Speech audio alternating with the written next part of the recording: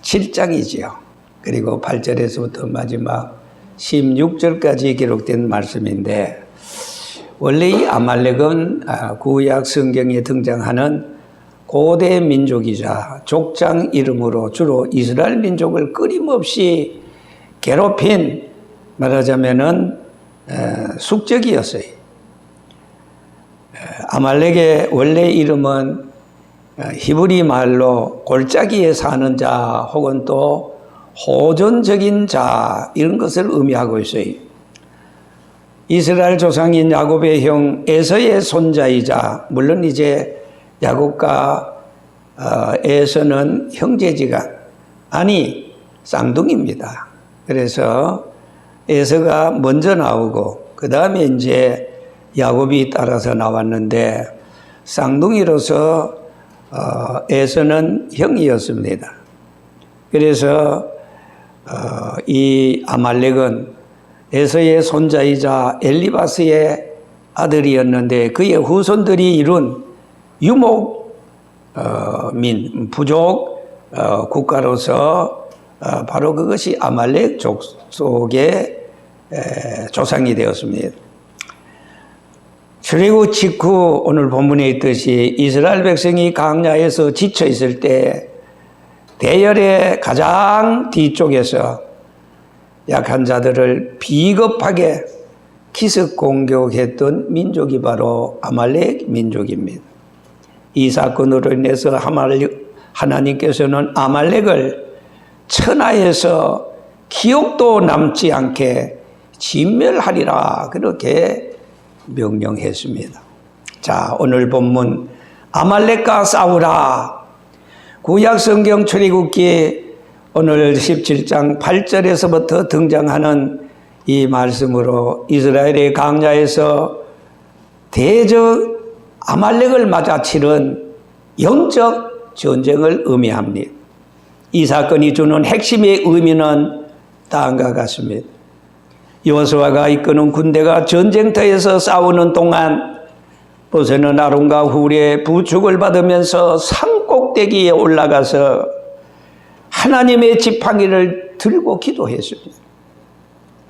모세의 손이 올라가면은 이스라엘이 이기고, 모세의 손이 지쳐서 내려가면은 그리고 아말렉이 이기는 그 모습을 통해서 영적 전쟁의 승패는 하나님을 향한 기도의 손에 달려있음을 오늘 우리에게 보여주고 있습니다.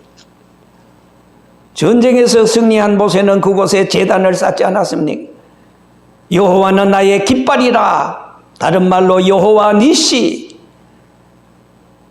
승리의 주권자가 하나님이심을 고백했습니다.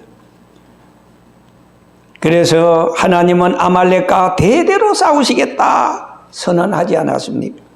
아말렉은 성도의 영적 성장을 방해하는 악의 세력, 끊임없는 영적 싸움을 상징하기도 합니다. 여러분, 그러면은 아말렉은 누구입니까?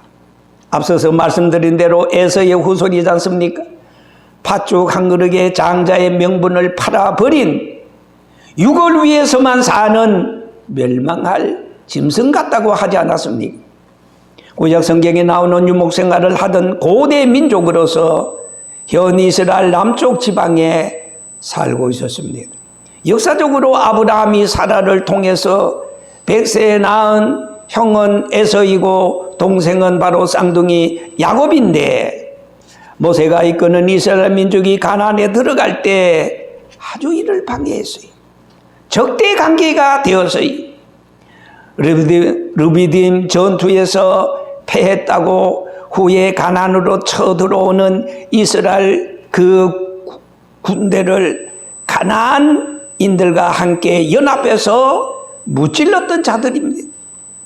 가나안으로 가는 길에는 아말렉이라는 복병이 있었습니다.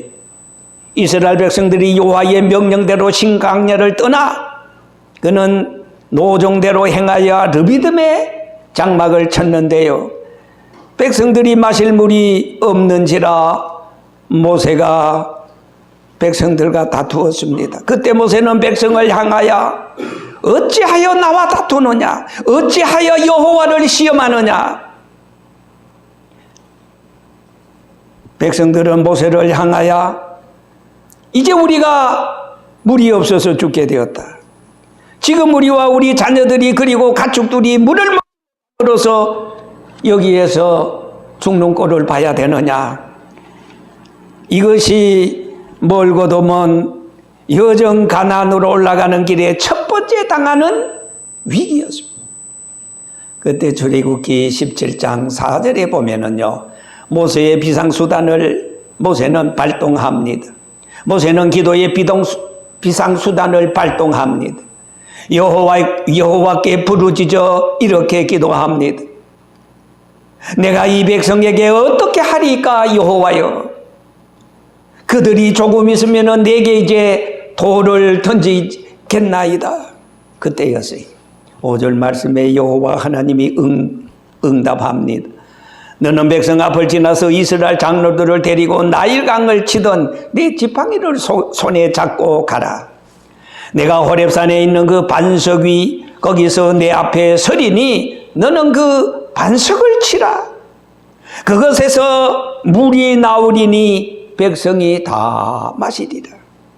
모세가 이스라엘 장로들을 목전에서 그대로 행하지 않았습니까? 그가 그곳 이름을 마사라 또는 무리바라 불렀으니 이는 이스라엘 자손이 다투었으며 또는 그들이 여호와를 시험하여 이르기를 여호와께서 우리 중에 계신가 안 계신가 하였습니다. 그때에 아말렉이 와서 이스라엘과 또 르비딤에서 싸우게 되었어요. 그때였어요. 9절 말씀에 보니까 모세가 여호수아에게 이르되 우리를 위하여 사람들을 택하여 나가서 누구와 아말렉과 싸우라. 너가 하나님의 지팡이를 손에 잡고 산꼭대기에 서리라. 10절 말씀에 여호수아가 모세의 말대로 행하여 아말렉과 싸우고 모세와 아론과 후는 산꼭대기에 올라가. 11절입니다. 모세가 손을 들면은 이스라엘이, 모세의 손이 찢어서 내리면은 아말렉이 이기더니. 12절입니다. 모세의 팔이 피곤해함에 그들이 돌을 가져다가 양쪽에 모세 아래 놓았어요. 그가 그 위에 함께하고 아론과 훌이 한 사람은 이쪽에서 한 사람은 저쪽에서 모세의 손을 붙들어 올렸더니 모세의 그 손이 해가 지도록 내려오지 아니하는지라. 13절 말씀에 여호수아가 칼날로 아말렉과 그 백성을 쳐서 다 무찔렀어요. 계속해서 14절입니다. 여호와께서 모세에게 말씀합니다.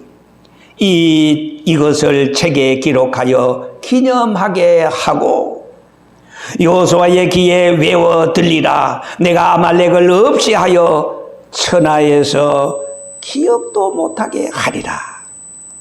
15절에 봅시다. 모세가 제단을 쌓고 그 이름을 뭐라? 여호와 니시라고 합니다. 여호와께서 맹세하기를 여호와가 이 아말렉과 더불어 대대히 싸우리라 하였다라 했습니다. 자, 여러분, 인류 역사는 하나님의 구속사를 위한 어떤 의미에서 전쟁의 역사입니다. 전쟁에는 몇 가지가 있어요. 이념적인 전쟁이 있습니다. 자유민주주의와 공산주의, 전체주의는 국가나 집단의 이익이 개인의 자유와 권리보다 우선된다고 하여서 국가 권력이 개인의 정치, 경제, 그리고 사회, 문화, 생활 전반을 전면적이고 통제하는 사상 그리고 정치 체제가 아닙니까? 두 번째 보면은 영토 분쟁의 전쟁이 있어요. 우리 다 지나간 얘기지만은 이란과 이라크가요 7년 전쟁을 하지 않았습니까? 지금 몇 년 전부터 러시아와 우크라이나 그리고 인도와 파키스탄 전부 다 어떤 하나의 영토 전쟁이. 세 번째는 경제 전쟁이 있어요. 네 번째는 무역 전쟁이 있어요. 다섯 번째는 종교 전쟁입니다. 이게 무섭습니다. 종교적 신념의 차이가 주된 원인이 되어서 발생한 무력 충돌이나 전쟁을 의미합니다. 역사적으로는 신앙의 문제뿐만 아니라 영토, 경제, 정치적, 패권, 다툼이 복합적으로 얽혀있는 경우가 많습니다. 여러분 역사적으로 알다시피 1095년에서 1291년 십자가 전쟁 얘기 들어봤지요.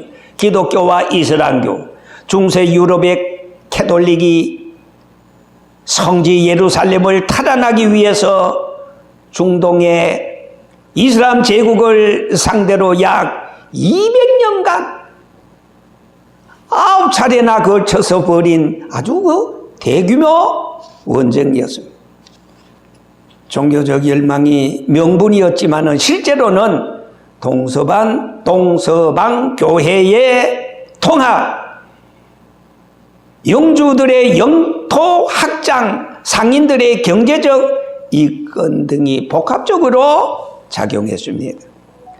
뿐만 아니라 1618년에서 1648년 여러분 들어보셨죠? 또 학교에서 공부도 했지. 30년 전쟁, 역시 가톨릭과 개신교, 독일을 중심으로 신성 로마 제국, 유럽 전역에서 벌어진 근대 유럽 최초의 종교 전쟁이었던 것입니다. 자, 여러분 지금도 이스라엘과 팔레스타인의 분쟁, 역시 유대교 그리고 이슬람교, 유대교와 이슬람교 그리고 기독교의 공통 성지인 그 예루살렘의 소유권을 둘러싸고 아주 갈등이 20세기 민족주의 그리고 영토 문제와 결합한 현대의 대표적인 분쟁이 아니었습니까? 자, 여섯 번째, 영적인 전쟁이 있어요. 우리 성경에 나오지요. 에베소 6장 10절에서 12절에 뭐라 그랬어요? 우리의 씨름은 혈과 육에 대한 것이 아니요 통치자들과 권세들과 이 어둠의 세상 주관자들과 하늘에 있는 악의 영들을 상대함이라 그랬습니다.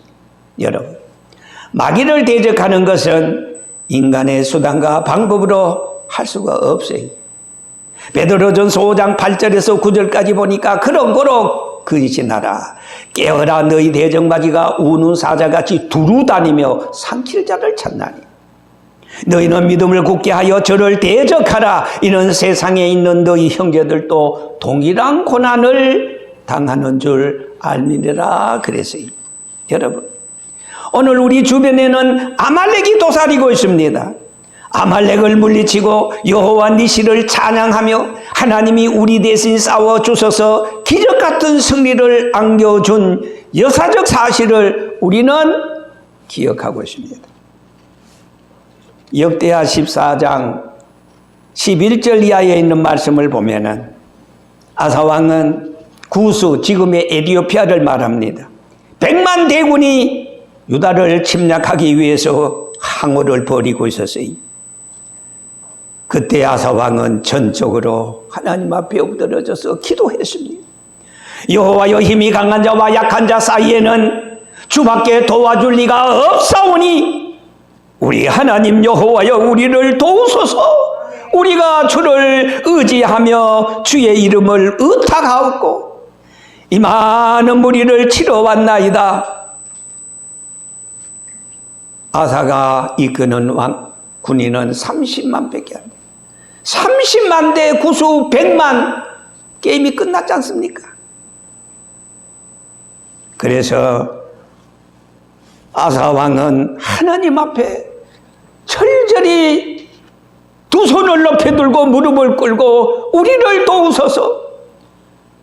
약한 자와 강한 자 사이에 도와주실 분은 세상에 여호와 하나님밖에 없습니다라고 간절히 기도했습니다.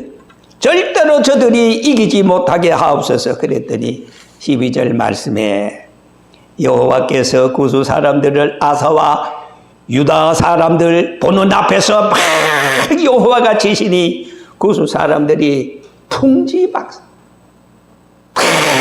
도망가고 버리고 말았습니다. 나중에 보니까 한 사람도 없이 여호와가 구수 100만 대군을 다 물리쳤어요. 자, 여러분 멀리 볼 필요도 없어요. 1950년 6월 25일 북한이 남침하지 않았습니까? 그때 유엔군 총사령관이었던 메가더 장군의 지휘 아래 감행된 6.25 전쟁의 최대 전환점을 맞게 되었는데요. 1950년 9월 15일. 그때 당시에 낙동강 방어성까지 우리 아군은 밀려서 나중에는 부산만 남았어요. 더 갈래야 갈 수가 없었어요.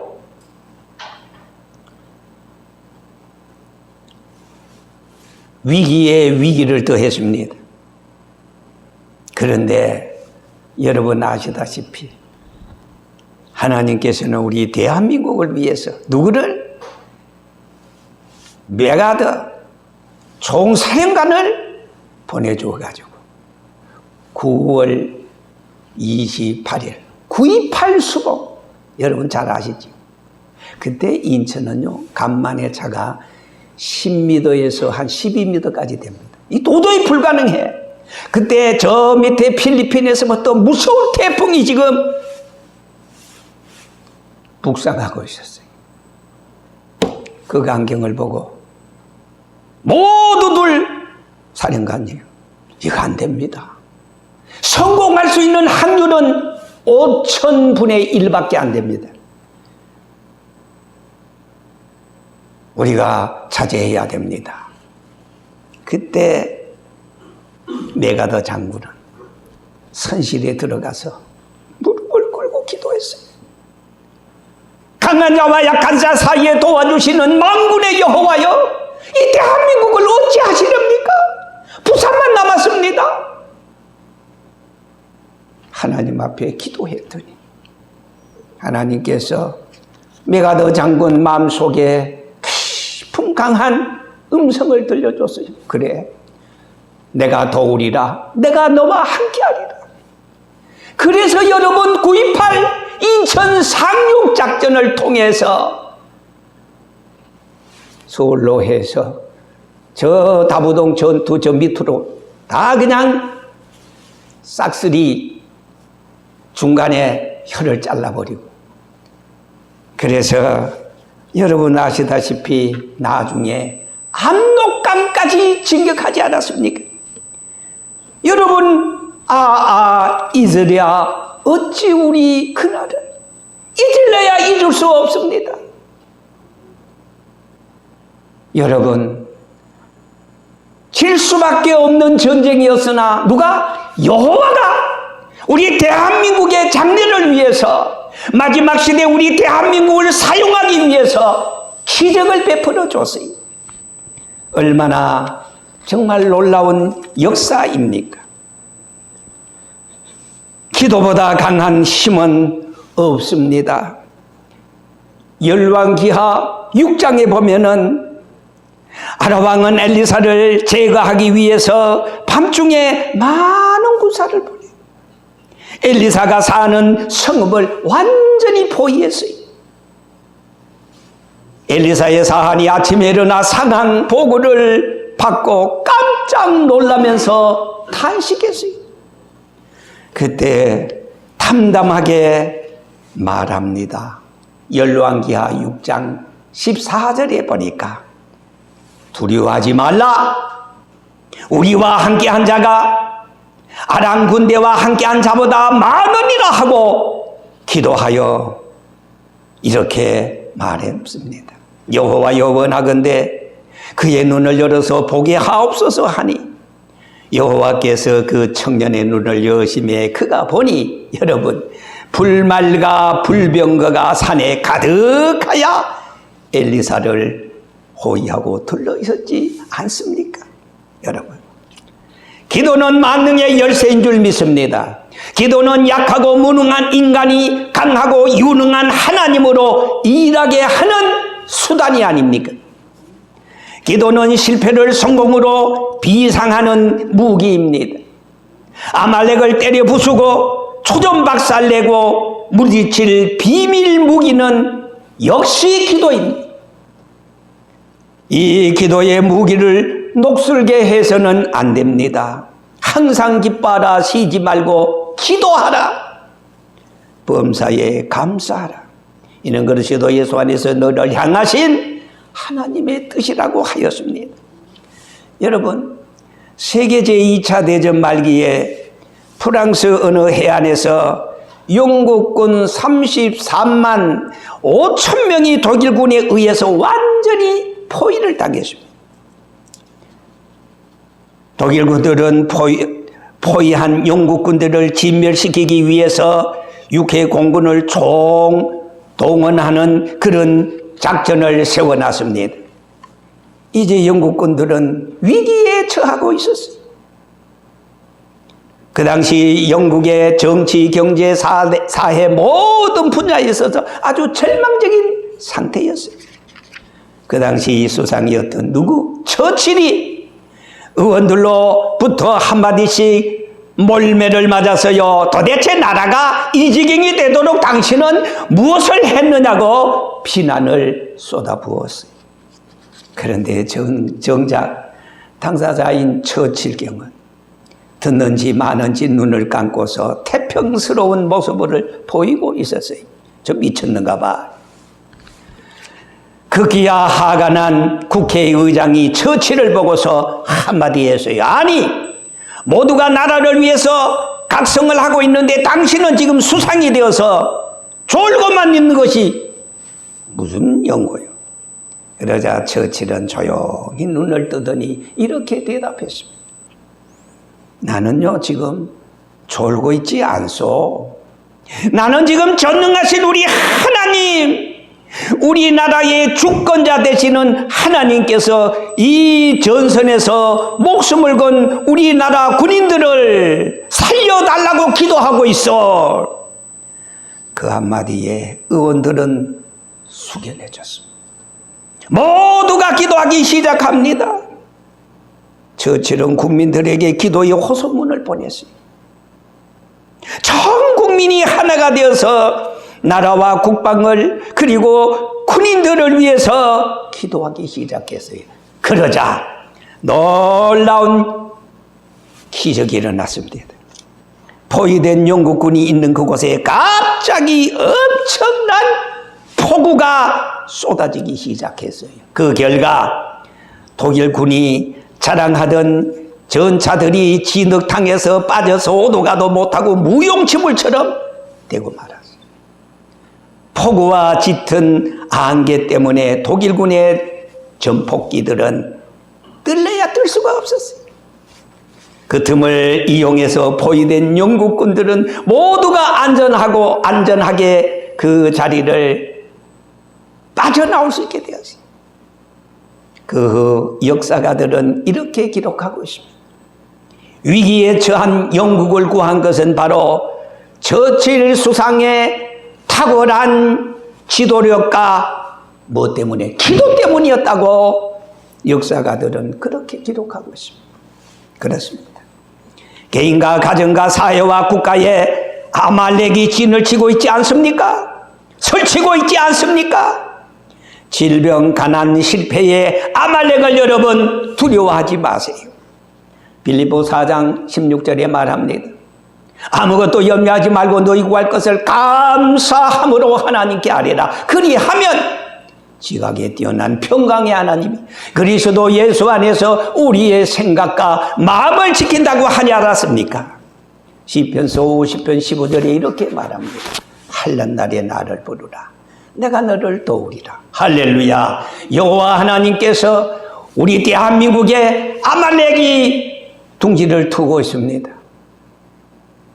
가정적으로, 사회적으로, 국가적으로 아말렉이 틈을 보면서 우리를 지금 우겨싸고 있습니다. 두려워하지 마세요. 기도밖에 이런 이유가 없어요. 우리가 열심히 하나님 앞에 기도하면은 하나님께서 우리를 위해서 대신 일하고 계십니다.